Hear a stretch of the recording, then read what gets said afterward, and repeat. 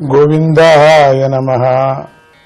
అజామిలుడు గొప్ప విజ్ఞానవంతుడు, సదాచార సంపన్నుడు, మంచి గుణాలు, మంచి నడవడిక గలవాడు, మృదు స్వభావం కలవాడు, ఇంద్రియ నిగ్రహం కలవాడు, సత్యవ్రతాన్ని పాటిస్తూ జీవితం గడిపేవాడు, అంతరబాహ్య శౌచం కలవాడు, వేదాలను పఠించినవాడు, సాధు పురుషుడు, అహంకారం లేక ఎల్లప్పుడూ గురువులకు, అతిథులకు, వృద్ధులకు సేవలు చేసేవాడు, అగ్నిని ఆరాధించేవాడు, సకల ప్రాణులకు మేలు చేసేవాడు, మితభాషి. ఇతడికి ఇతరులలోని గుణాలను దోషాలుగా చూపించే లక్షణం లేదు. అలాంటి ఈ బ్రాహ్మణుడు ఒకనాడు తండ్రి ఆదేశానుసారం పళ్ళు, పువ్వులు, సమిధులు, దర్భలు తీసుకొని రావటానికి అడవికి వెళ్ళాడు. తిరిగి వస్తూ దారిలో ఒక దృశ్యాన్ని చూశాడు. మద్యం సేవించిన కామోన్ముక్తురాలై ఉన్నటువంటి ఒక విటురాలు విటుడితో ఆనందిస్తూ ఉండటం అతడి కంటపడింది. అది చూసిన అజామినుడు వెంటనే మోహంలో పడిపోయాడు, కామమోహితుడయ్యాడు. తనకు గల జ్ఞానంతో ధైర్యాన్ని కూడదీసుకొని తనను తాను నిగ్రహించుకునే ప్రయత్నం చేశాడు. కానీ మన్మథ వికారాల వల్ల చలించిపోయిన అతడి యొక్క మనస్సు పట్టుదప్పిపోయింది. అందుకనే చూసేటువంటి దృశ్యాలు సద్మార్గంలో ఉండేటువంటి సత్పురుషులైనటువంటి వాళ్ళకి శ్రీహరి పాదాల దగ్గరే ఉండాలనేటువంటి మంచి మనస్సు ఉండేవాళ్ళకి మనస్సు చలించుకోకుండా ఉండటానికి ఏది చూడకూడదు అనటానికి ఇదొకటి సాక్షి అవుతుంది. అంత మంచివాడు, అసలు ఇంకా అటువంటి మంచివాడు లేడేమో అనేవాడికి మధ్యలో ఈ దృశ్యాన్ని చూశాడు. ఏం ప్రయోజనం ఇన్ని సద్గుణాలుండి కూడా? ఎప్పుడూ ఆ మనస్సు పట్టు తప్పిపోయింది. వాడి లోపల ఉండేటువంటి పట్టుదల, ధారణాశక్తి నాశనమైపోయింది. అక్కడే కొంచెం జాగ్రత్త పడితే బాగుంటుంది. ధైర్యము సడలిపోయింది. ఆమెను చూసిన కారణంగా మన్మథుడి రూపంలో ఉన్నటువంటి పిశాచం అతన్ని పట్టుకుంది. అదే కదా కావాల్సింది, దరిద్రం పట్టుకున్నట్టుగా. అతడు వివేకాన్ని కోల్పోయాడు. మొత్తం ఇన్ని సద్గుణాలు మనం చెప్పుకొచ్చాం కదా, అవన్నీ కోల్పోయాడు. నిరంతరం మనస్సులో ఆమెనే ధ్యానిస్తూ తన పనులన్నిటినీ విడిచిపెట్టేశాడు.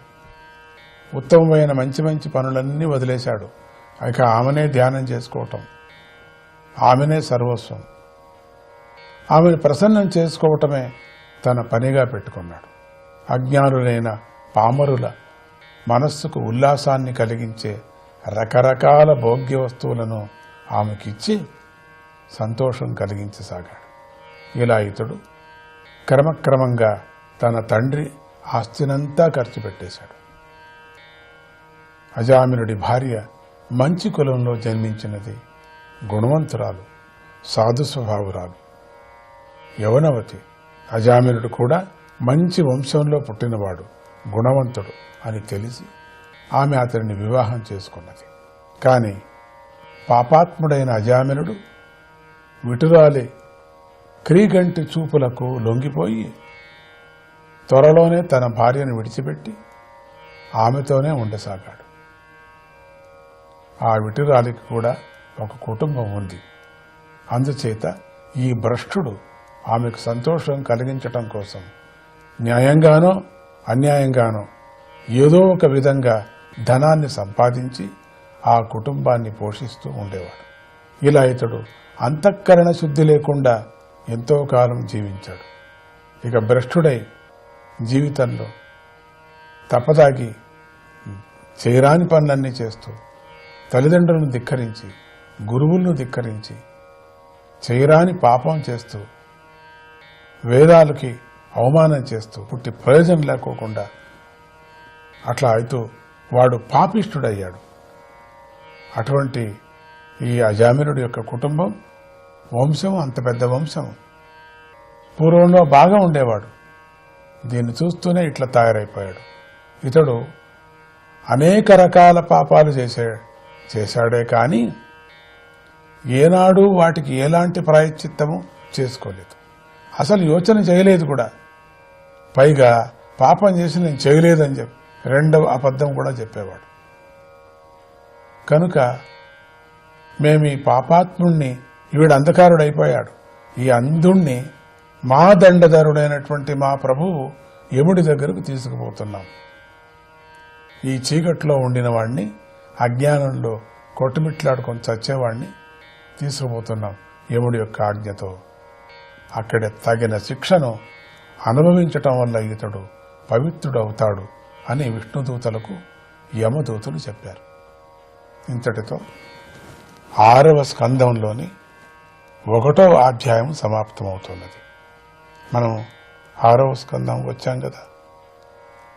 ఇక్కడ యమదూతలు విష్ణుమూర్తికి తన యొక్క అంటే ఈ అజామినుడి యొక్క పాపాన్నంతా వివరణ చేసుకొని వచ్చారు. మంచిది చెప్పుకొచ్చారు. మంచిది అయిన తర్వాత దాన్ని ఏ విధంగా మర్చిపోయాడు, దాన్ని ఎట్లా అన్యాయం చేశాడు, అటువంటి వాడిని ఇక్కడ ఉండటానికి వీల్లేదు, యముడు తక్షణమే తీసుకురమ్మన్నాడు, వీడికి శిక్షణ ఇంక ప్రారంభం చేయాలా అని వాడు చేసినటువంటి పాపాలన్నీ చెప్పుకొచ్చాడు. వీడి ప్రాయశ్చిత్తం కూడా ఏదైనా చేసుకోకుంటే బాగుండు, లేక పాపం చేస్తున్నాను అనేటువంటి ప్రాయశ్చిత్తం అది కూడా వాడు చేసుకోలేదు. ఆత్మమథన లోపల కూడా చింతించలేదు వీడు.